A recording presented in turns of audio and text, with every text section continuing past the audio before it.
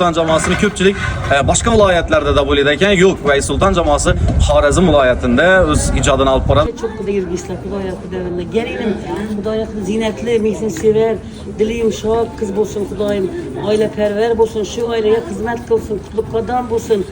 Nevereme sevimli yar bolsun Hudoya Hudoyim. Hemen önünde yaxşı gün bolsun, hemen önünde toy bolsun, tamaşa bolsun. Hiç geçen Allah'ım yaman günün başında samasın. Hem işe yaxşı niyetlerde güçlü Allah'ım nesibe olacak ki. Rabbina atina fi dünya hasenat, leherezi hasenat Allah ya amin. Allah Teala bunu kullak kuatlar.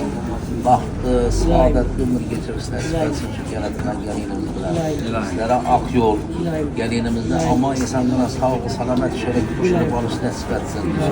Bugünkü toyumuz mübarek olsun ülkemize, gelinlerimize, kılalarımıza mübarek olsun. Sağlık, selametlik olsun. Hem bereizde haladanızda toy olsun. Ak yol sana bana. Sağ selamet. Yolların bir katar olsun ama insan gel gitsin. Ama haber ama teyzem. Allah'ın panahında bu. Bak sahabesi de olsun.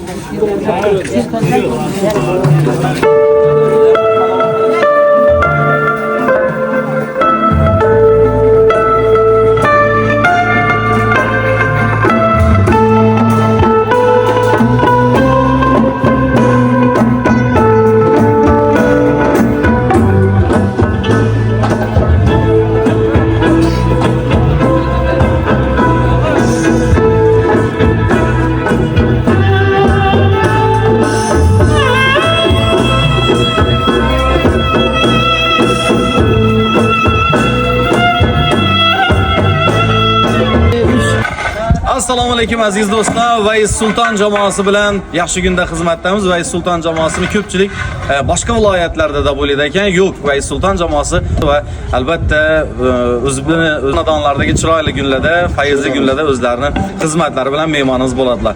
Shu kelishimdan oldin, giyo ketayotgan vaqtida chiroyli xizmatlar kerak bo'ladigan bo'lsa, Vays Sultan jamoasi va Vaysbek akamizga murojaat qilaverasizlar.